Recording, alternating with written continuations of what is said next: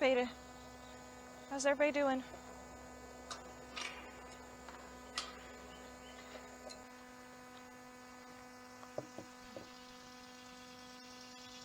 Hello everybody, welcome back to Hidden Harvest with Liz. Today we are going to be doing a brief tour. I can't do a long tour because every time I do a tour I run out of daytime. Well, not daytime, but cool morning in order to actually do some work in the garden. 'Tis the season for it to get very, very hot very, very early. But there have been a lot of changes in the garden so far this year. It is August the 28th. Right now when I am recording this, I am in mid-Georgia. We are the grow zone is 8A, 8B, and it's kind of a transitionary period. There's still a lot of things that are still producing, or at least attempting to produce in this season, and some things have just completely died out. All of my squash completely gone. I've got one squash plant that is attempting to stay here. It is a honey nut, I think is the one, but it's basically like a butternut, but it's a smaller one, a serving size. It's still trying to hang on, but I think I've got good plants for next year, and we're going to try those then.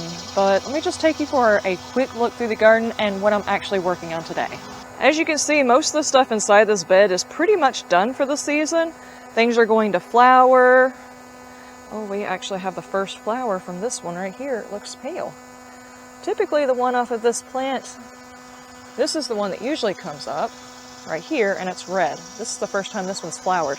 But these guys have been producing all year long, and I've been getting lots and lots of butterfly. I've been getting a lot of flowers from this one. And we've gotten lots and lots of cherry tomatoes as per the usual. And most, if not all of my bigger tomatoes have been eaten by something, died to blight, or had blossom end rot. But as you can see, my third set has actually got some tomatoes on them and they look okay. We'll see whether or not they turn out. This is the squash I was talking about. It is attempting to produce stuff. They're not fully developing, but then again, most of the stuff in the bed this year is not necessarily developing. These are all first year beds. And then we've got our peppers. Our peppers are trying to finish up. I'm trying to push them to survive until our first frost so I can get as much off of them as possible. But like this Thai one is producing pretty well. The peppercini seems to be getting a little bit of shade, but I think it actually likes the shade, so it's fine. And then of course the one jalapeno that's really producing, it's doing okay. Then we've got all of these peppers that are still trying to put on stuff. The mini peppers are occasionally producing. This one keeps trying to give up on me in between waterings. I water every other day right now, and this one keeps trying to die on me. It might be going soon. This one right here, which is the surprise whatever this is, it's not quite a banana pepper, it's not quite a jalapeno, I think it's some sort of cross in between. It's like the best producer I've had this year. I don't know what this is, but it's producing better than anything else in this entire garden.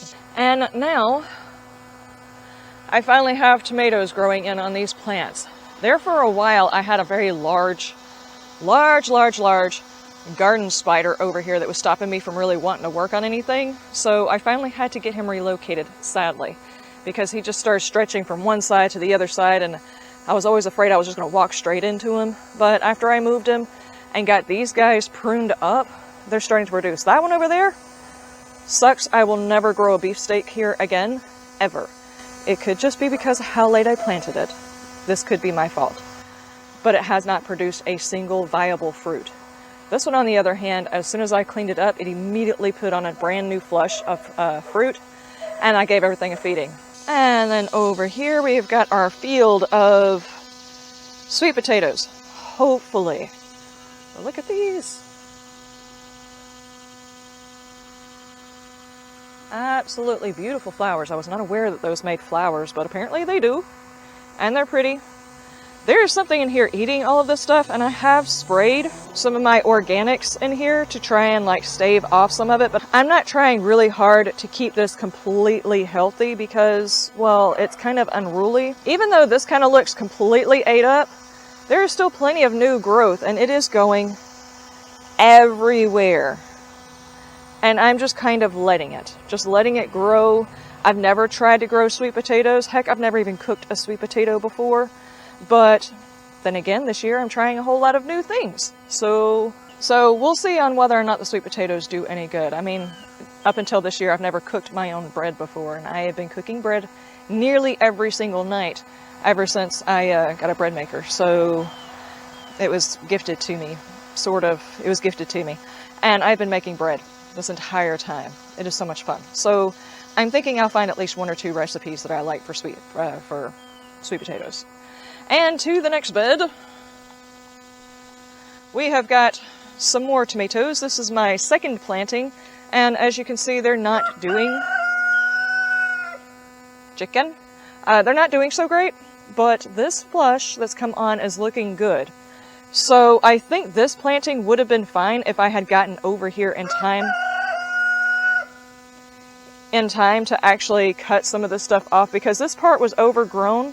But since I was dealing with a spider there and a spider here, I did not touch this for a while. But I did make a discovery whenever I pulled up 1 or 2 of these, that this area does not have the root rot nematode. At least for now. And then, of course, my cherry tomatoes. These guys have just been producing both those and those. These guys have been my only producers. They are actually developing, and I have gotten tons and tons. I have gotten tons and tons of tomatoes from them. And this bed is ready for a full reset. I don't know if I'm going to be moving these flowers elsewhere. I think these are perennials, but I'm not sure. So I might be moving them to a... You gonna do it again? Yes? There you go. I'm probably going to be moving these to a container, and I'm not sure about those, but most of the flowers from these beds that I'm fixing to reset, I will likely be moving them. That one and this one, I will likely be moving them to another location in the garden for now. And then, I have got more loofah growing. I did finally pull all of my loofah.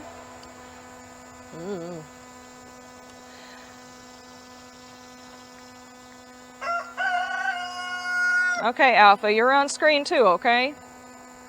You good? Tell them about it. I got you. The one up on the porch is Alpha. The one in here is Beta. There have been some issues.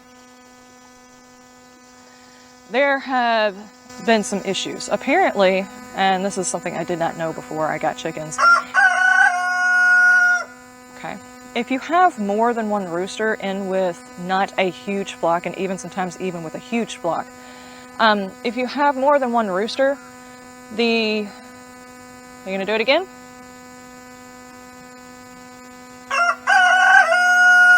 There you go.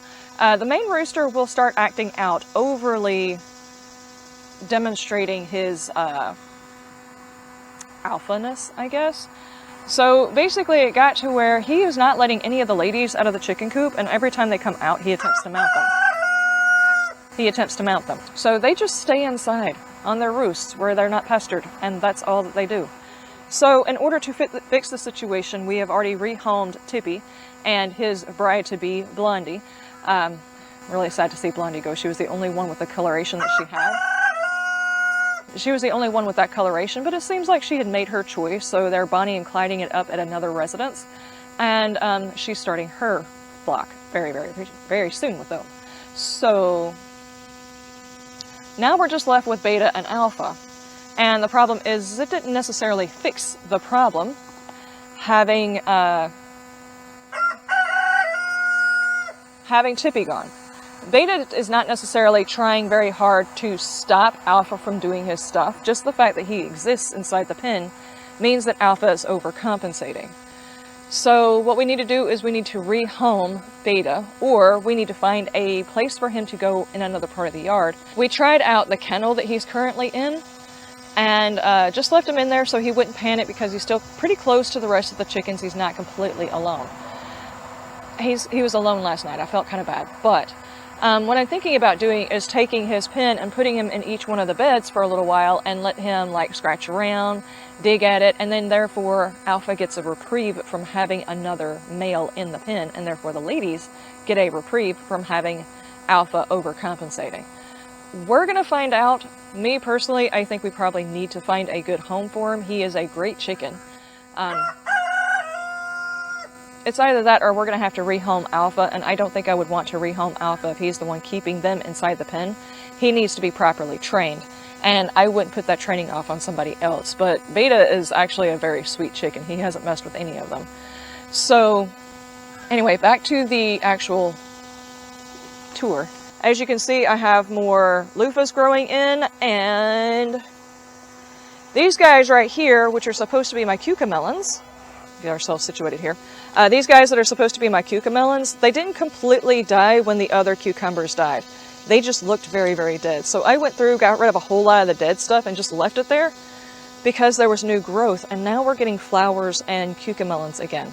So I think that what that tells me is maybe what I need to do is a late summer / early fall cucumber thing. If I had known this, I probably would have just started some more starts for cucumbers and got those going. So it does tell me that I can grow them again in the year. Whatever it was that ate through all of these guys has apparently either gone away or it's found something else to munch on. But since they're back, that means I could probably plant cucumbers again. All I need to do is remember that this was not a permanent thing. I actually see a lot of cucamelons growing up. They're really rather small in comparison to the cucamelons I see other people eating. But most of the stuff that I've grown in the garden this year has been rather small.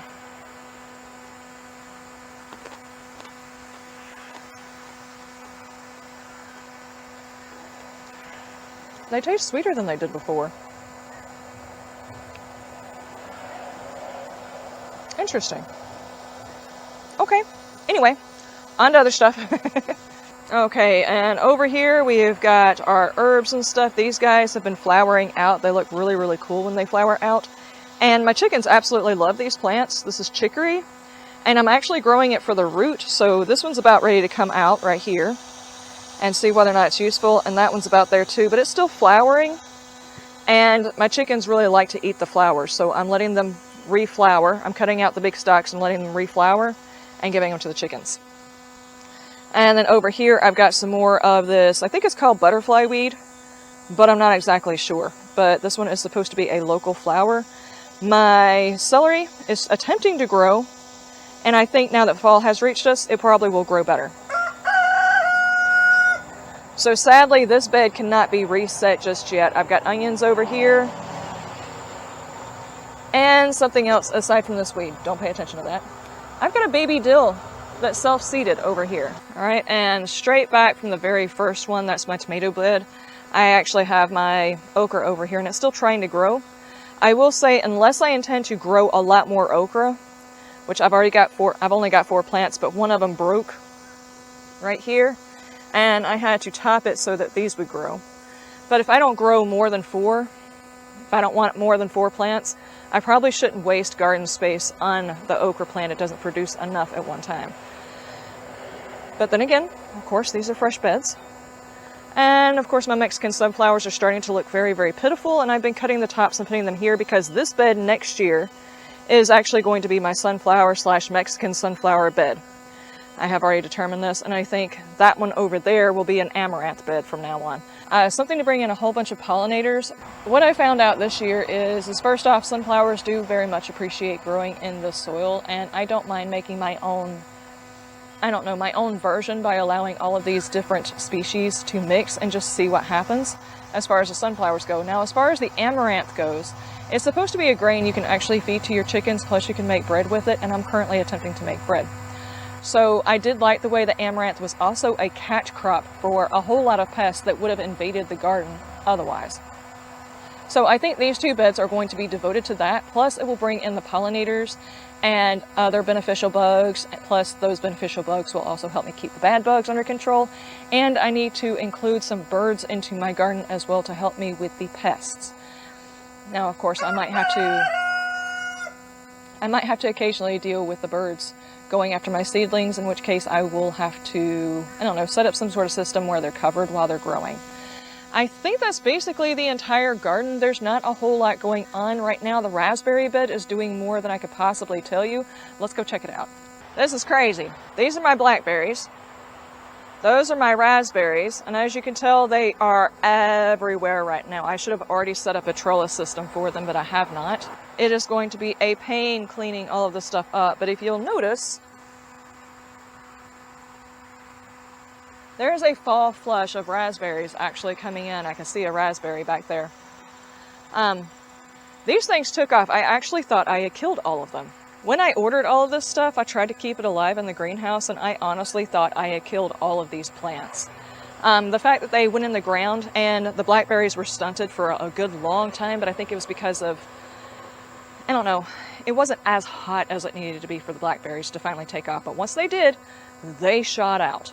And the raspberries actually didn't need all that much help. So I thought I had killed them. They surprised me, and I probably should have already trellised them. Well, not trellised them, but put them inside some sort of frame to hold them upright, because right now they're crawling across the ground, and if I don't get control of them, they will actually root elsewhere. And by the way, both of the varieties that I got, neither one of them have thorns on them, which I didn't actively hunt for a blackberry without thorns. But it doesn't have thorns, which is nice, because when I was growing up, we had blackberries, but they all had thorns on them. And something else that I had been working on was trying to get the greenhouse situated, because I'm fixing to start fall planting seedlings. Last year, whenever I tried to do a fall planting, I put all of my seeds in ground, and they did actually grow, and some of them actually produced. So that means I can indeed do a fall garden. I don't know how much I can push from a fall garden. So what I'm doing right now is prepping some of the beds for fall plantings, plus I need to clear a bed or two for garlic for this year. And I need to get those situated because I'm putting in a soil conditioner. This is probably not a good idea. Do not follow what I do. Do as other people say, not as I do. I'm using a soil conditioner, which is basically like, it's a bit of sand and, from what I can tell, wood chips and a little bit of soil. But this is not the top of the line anything type of soil conditioner, but my biggest issue that I have found with the beds so far is immediately Georgia red soil did what Georgia red soil does and compacted. So my goal for this season is to try and break the soil up, and then in the late fall, early winter, something like that, I'm going to start adding in my compost so it has time to actually fully break down too. This stuff is going to take a lot longer to break down into the soil, and it will tie up nitrogen while it does that. Now, I'm pretty sure I'm still going to plant into the beds because I want any kind of organic that I can grow in here. And I'm thinking about growing char in here. And I'm not even sure that I like char, but I'm going to try and grow it. And if I don't like it, I'm going to give it to the chickens and hope the chickens can eat it. So either way, I'm going to grow something. That way, at the very least, I can chop and drop it back into the garden because it needs organic material in it anyway. So this is how I'm going to start, and I will be able to plant out char in about a month, because all of this organic life that I currently have in here, I'm going to turn it over into the soil, add this into the soil, and then just kind of cultivate it a little bit to try and mix it up, because right now the soil is essentially lifeless. It's doing stuff, but it's not doing enough because there's not enough available organic material for the microbes to eat on or anything else like that. And this, while just basically being wood chips, will break up some of that, the clay, and allow like an aeration, roots to grow and stuff like that. Because one of the biggest things I'm seeing is an inability of our soil to allow things to grow. Like our potatoes and onions did not do very well because of how compacted the soil is. Even though these are fresh beds, they were put in here, it rained, and of course the rain is going to compact the soil. So it needs a bit more life to it. So what I'm going to do is I'm actually going to cut video because this is the end of the tour, and then I'm going to go ahead and try and record me doing this before it gets too hot. But ladies and gentlemen, thank you guys so much for being here on this garden tour. I'm kind of doing these journal entries like once a month, attempting to try and keep track of what I did this year because my note-taking has been abysmal since the garden has started. And I'm hoping that this will be kind of an indicator of where the garden was at this time last year and what I could push to do next year. And maybe if you live in my same area, maybe we could exchange information like, what kind of pumpkins are you growing? What kind of squash are you growing? Because I've not had good squash at all. I know that in this area for winter squash, a Seminole pumpkin is supposed to be really good.